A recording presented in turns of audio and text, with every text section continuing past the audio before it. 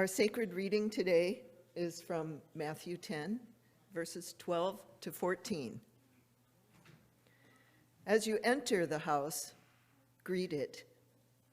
If the house is worthy, let your peace come upon it. But if it's not worthy, let your peace return to you. If anyone will not welcome you or listen to your words, shake off the dust from your feet as you leave that house or town.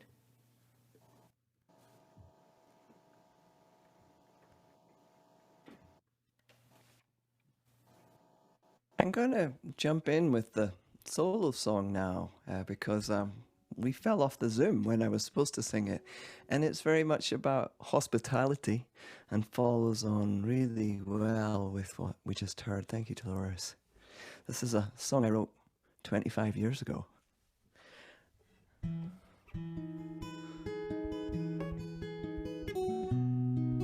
From the perspective of the stranger.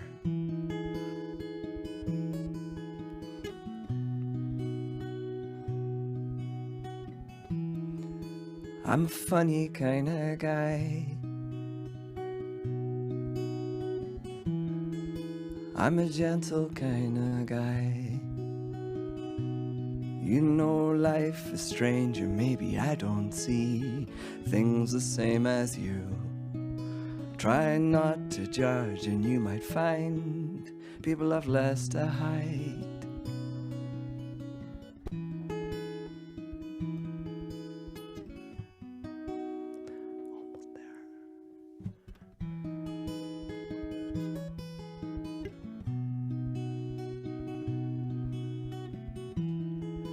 I'm a lucky kind of guy, and I'm a lonesome kind of guy.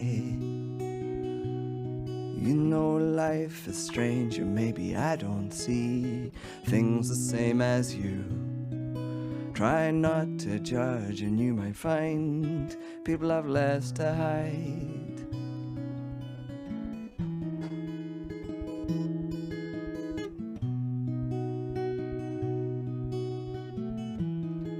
And I'm a dykey kind of guy. Yeah, I'm a curvy kind of guy. 'Cause life is strange and maybe I don't see things the same as you. Try not to judge and you might find people have less to hide.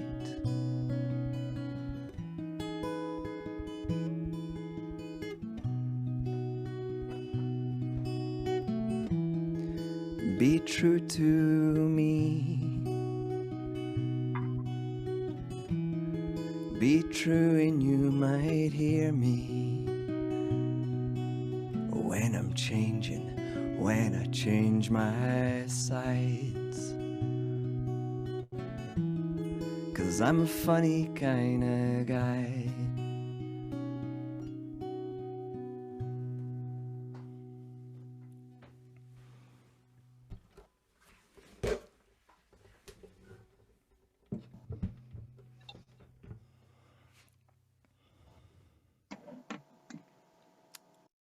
Just want to say that there's somebody that's unmuted on the Zoom.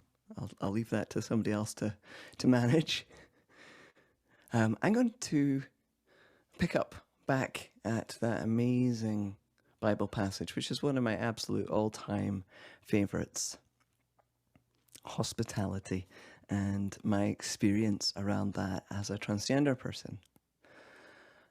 I'm so grateful to Pastor Amara and for this church for being interested and aware of my experience as a transgender person and minister. Many of you will know that there's the right-wing Christian church at the moment is orchestrating a big attack on transgender rights legally, healthcare, and I think a huge part of what is motivating this is a serious lack of understanding. So first of all, thank you for giving me voice to voice a different Christian message. But secondly, I hope that me sharing some of my own faith experience might increase compassion for folks that don't have very much gender variance in who they are. And before I delve into my own experience, I want to say that I clearly cannot speak for all transgender people. The folks that I meet now, especially the young people, they call me a dinosaur because I transitioned 25 years ago. And I'm just one person, one story. And also, my story is a human story. So perhaps you have not had any kind of non binary or gender struggle, but I'm sure there will be things that I share that are universal. And I'm hoping that it will be relevant and resonant for your own insights and experience, regardless of who you are. Just in case you're not part of the church, but you're in the Zoom, I'm going to post in the chat the link to the documentary that was made about my transition, and it was released in 2005, I think, a long time ago. So I should tell you a little bit about me. And so I am, how old am I? Coming up 50, 48, be 49 this year, I think, 48 this year. And I was born a girl. My name was Ruth, third child, first daughter after two older brothers. My mother was delighted. But right from the start, she had some intuitions or experiences. My godmother, right, when I came out in my early 20s, sent all these letters back to my mother that she'd written when I was a baby. Say, my mother had written, sometimes I look at my daughter and she looks like a little boy. Or she'd say things like this. So she must have known when I was a neonate, and then completely forgot all about that. I was the biggest tomboy ever. I refused to wear a dress unless it was green. I I had a bit of an okay time in primary because I went to a rural primary school, and it was so small that having friends that were boys was not unusual. And my mother and father are both unusual in their gender, and they allowed me to be quite different. Then I got older, and society and my peers started to police my behavior. And from probably the age of about 11 onward, I really, really struggled with being Ruth, being a girl, what was expected of me, how I felt about myself. I felt very misunderstood.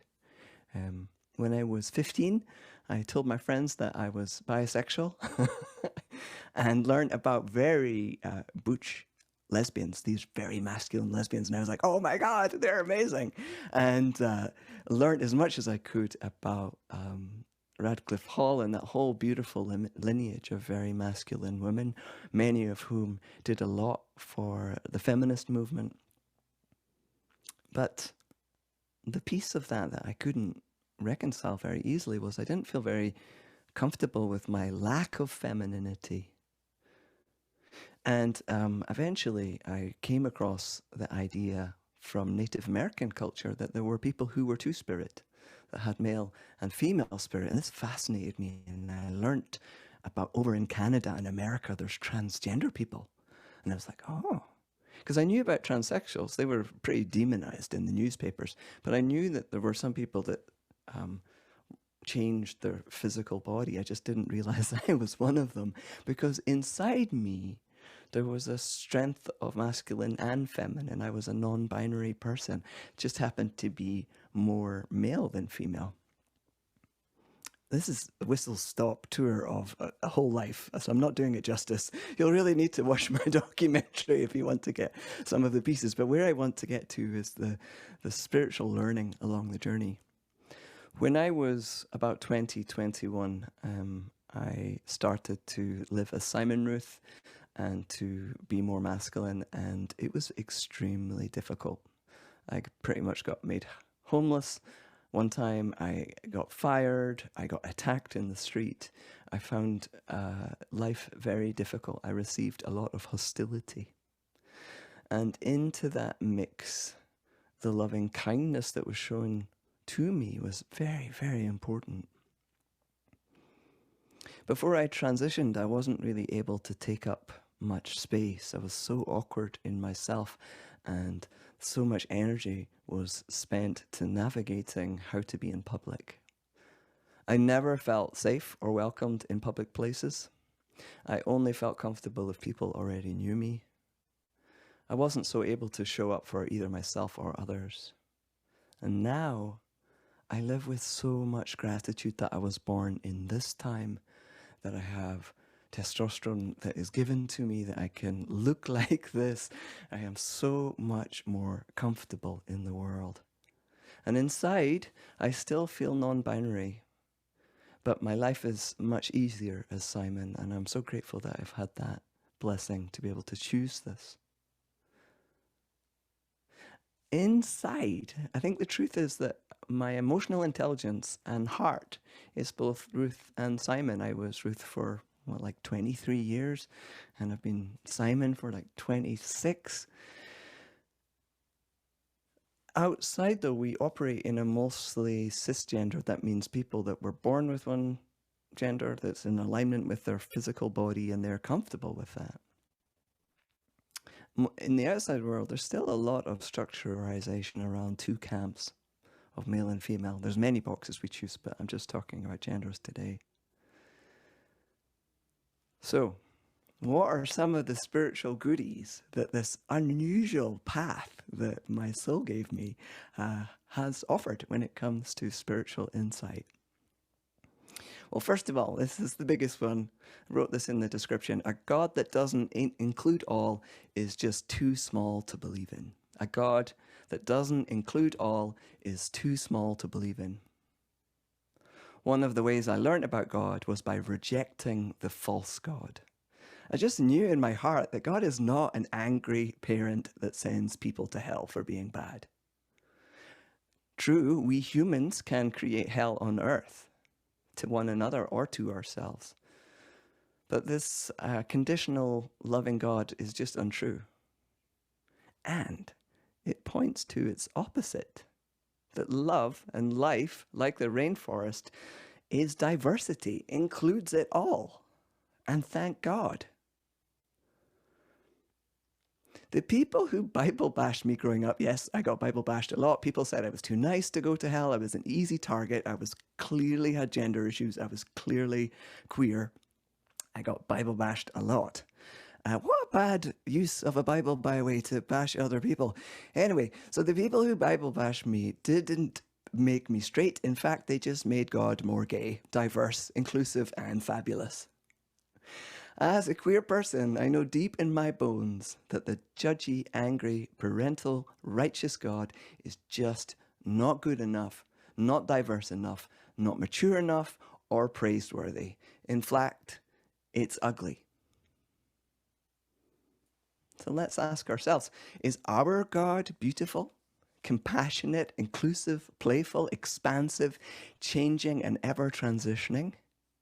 Is our God dismantling racism and patriarchy with flair? Does our God dance? In other words, is our God freeing and beautiful? You can absolutely learn about something based on its absence because it points to what should be there.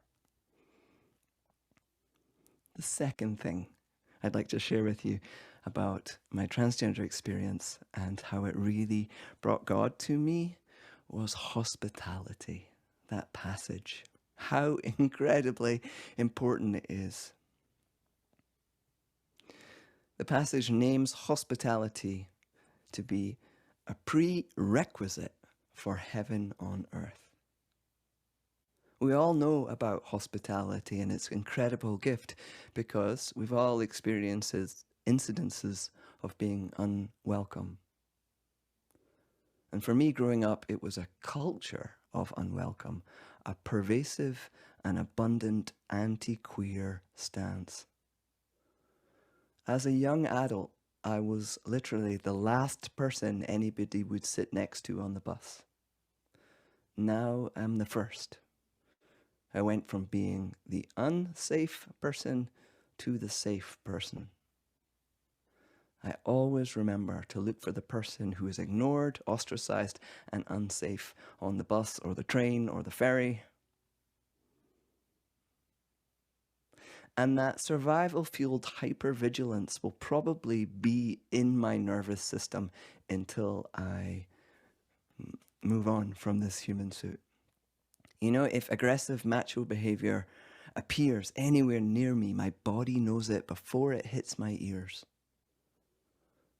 And sometimes I wonder if my empathic wiring that makes me a good counselor is actually not a charisma, but instead a survival strategy that I learned as a child. Back 25 years ago, right? I was living in Glasgow, biggest city of Scotland. It's one of the most violent cities in Western Europe. I experienced a phenomenal lack of hospitality when I started to become more masculine. Couldn't find housing, found it difficult to find work, had found it difficult to go out beyond the queer ghetto. Little things like buying your lunch at the baker's became very difficult. I remember one woman would not give me my change until I told her what gender I was. It's not just being kicked out of bathrooms, which is a whole other thing. Thank God the church has 2 non-binary bathrooms. Yes, excellent. Into this climate 25 years ago of disrespect and othering, moments of true hospitality landed so deeply. Once I came out as trans and started sharing my life, random people, work colleagues, neighbors, kind souls that didn't know me, but knew a little bit of my story, went out of their way to ensure I was safe, housed, chaperoned, and valued. And there was a time when my family were so upset that they couldn't show up for me when some of the difficult stuff was happening. And these people came.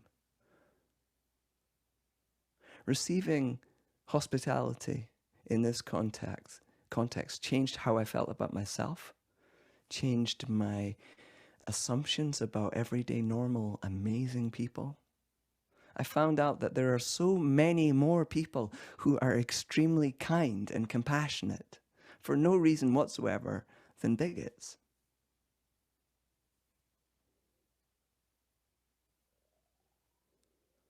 There's another part of that story of Jesus sending out the disciples, and if hospitality or God's Spirit is not present, they're to dust off their sandals and leave. I find this an important instruction around listening to intuition, listening to where God is moving, and that also where something is coming to an end, where something is constricting, like, say, perhaps marriage, or for me, trying to grow up as an adult. As she was becoming harder and harder, I needed to look to where Spirit was leading me, and it wasn't where I was. I needed to go out into the unknown.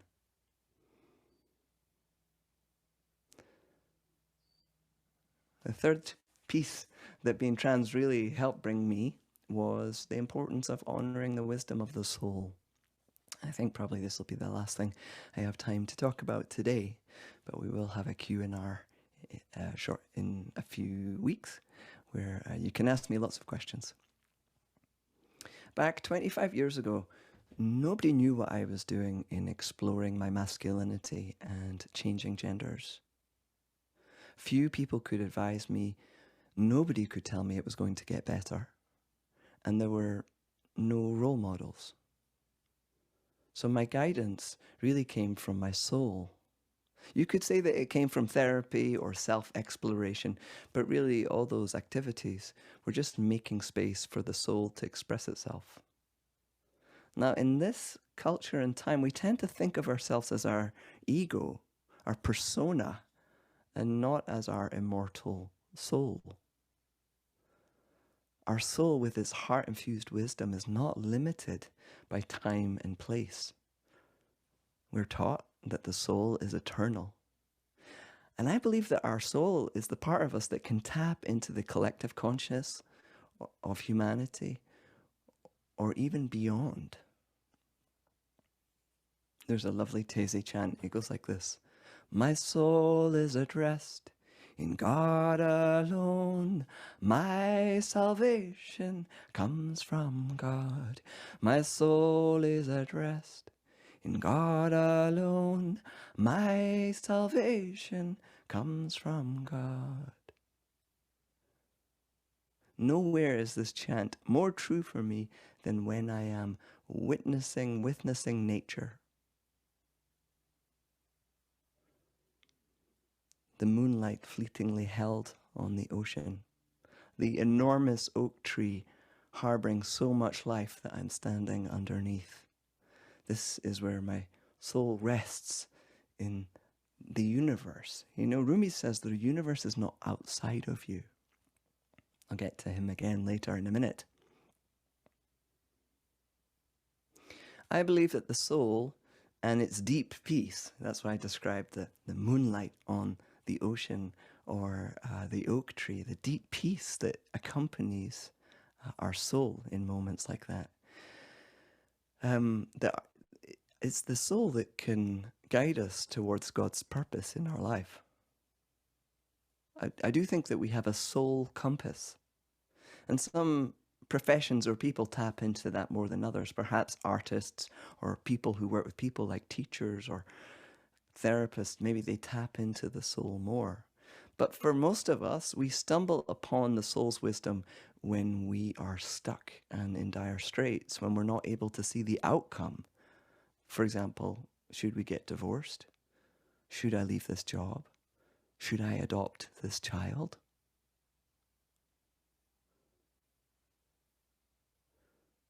In recent years, I've spent a great deal of time learning from the mystic Saint Teresa of Avila, a wonderful and odd woman who was a prioress, church reformer, and writer back in Spain 500 years ago. She goes on and on about the importance of keeping the soul in God. They were quite worried about eternal damnation back then. And she says some very interesting things for us. She says, God dwells in the very center of the soul. And that place in us, at the center of our soul, is God's heaven. And God placed it there to dwell in. So you are God's heaven. I love that idea. She says that we enter the soul through prayer, and she means dialogue and intimacy with God, not just rote prayers. So we enter the soul through prayer, self-knowledge, and humility.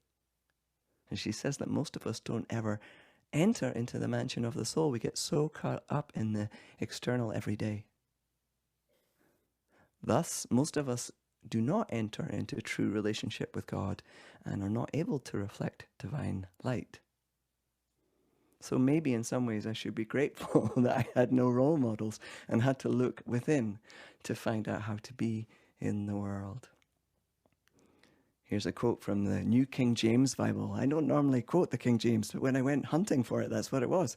The kingdom of God does not come with observation, nor will they say, see here or see there, for indeed the kingdom of God is within you. That's from Luke 17:21. Or here's Rumi, the universe is not outside of you. Look inside yourself. Everything that you want, you already are.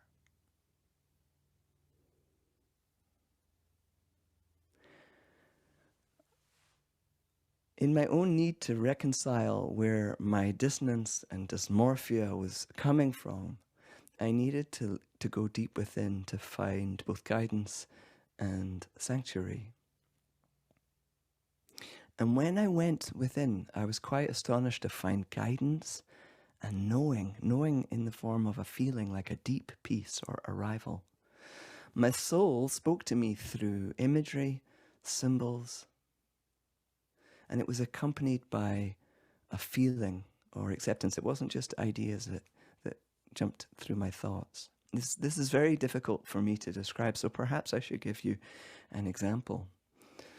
I went to therapy because my mum said she wouldn't accept my change if I didn't go to therapy, and at first I told her quite rudely to go away, but then I realized I was a big mess and I could really do with some free therapy. So I went to this wonderful therapist called Liz, who I'm still in touch with. She lives back in Scotland. And she taught me to visualize my timeline and to fly over my life as if I was a bird. And we were looking at the fact that I didn't know whether to take testosterone or not. That's the artificial hormone that I've been taking for 25 years that makes my voice low and my beard and my muscle, all that stuff, all that good stuff. But I didn't know whether I should take testosterone or not. I didn't know what it would be like. I didn't know what it would feel like. I was frightened. And I couldn't see into my future. I could see my past, but I couldn't see into my future. It was completely shrouded in fog, which was fear. So I jumped into this imaginary television set that was my life and vacuumed up all the fog and managed to get rid of it. And all of a sudden noticed that I was standing in myself looking back to me in the therapy room. And in an instant, I knew if I could see myself from the future, I could jump and look along my timeline and see me in the future. So I did that in a fraction of a second. I saw myself. I looked exactly as I look now, the same as before, but with a beard, and I was older. And in that moment, I knew to take testosterone, that this was the right path for me.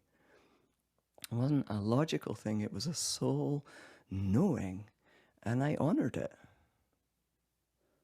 There's so much wisdom here, and I think it's really important to us in our calling and in us showing up in our fullness that we honor the soul. Okay, maybe I will end here with a little quote from John O'Donohue. This is from an audiobook to bless the space between us. Plato said in the Symposium that one of the greatest privileges of a human life is to become midwife to the birth of the soul in another. I've talked about that before. But he continues.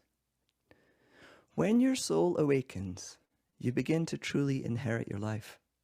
You leave the kingdom of fake surfaces, repetitive talk, and weary roles, and slip deeper into the true adventure of who you are and who you are called to become. The greatest friend of the soul is the unknown. In summary here,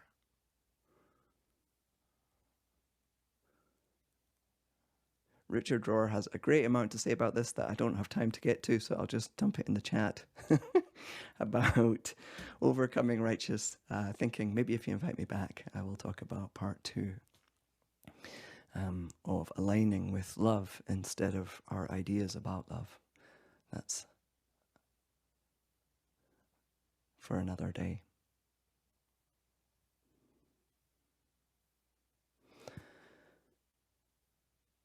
Donna Markova says, what is loved reveals its loveliness.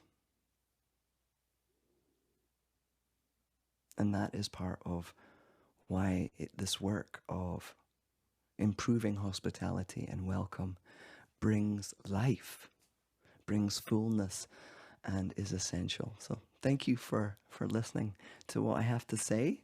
I'm going to reinforce this now with a song, which I've tweaked one of the words.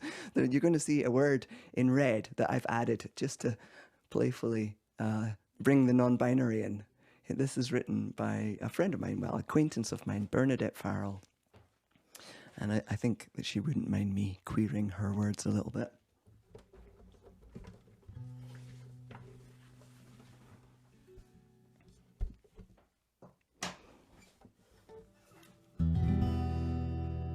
God, beyond all dreams, you have stirred in us a memory. You have placed your powerful spirit in the heart of humankind. All around us we have known you. All creation lives to hold you. In our living and our dying, we are bringing you to birth. God, beyond all names, you have made us in your image. We are like you, we reflect you, we are woman and we are man. All around us we have known you, all creation lives to hold you. In our living and our dying, we are bringing you to birth. God, beyond all words, all creation tells your story. You have shaken with our laughter, and you have trembled with our tears. All around us we have known you, all creation lives to hold you. In our living and our dying, we are bringing you to birth.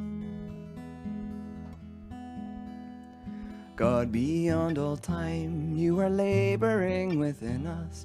We are moving, we are changing, in your spirit ever new. All around us we have known you, all creation lives to hold you. In our living and our dying, we are bringing you to birth. God of tender care, you have cradled us in goodness, you have mothered us in wholeness, you have loved us into birth. All around us we have known you, all creation lives to hold you. In our living and our dying, we are bringing you to birth. Thank you for listening. Please take what is useful and leave the rest.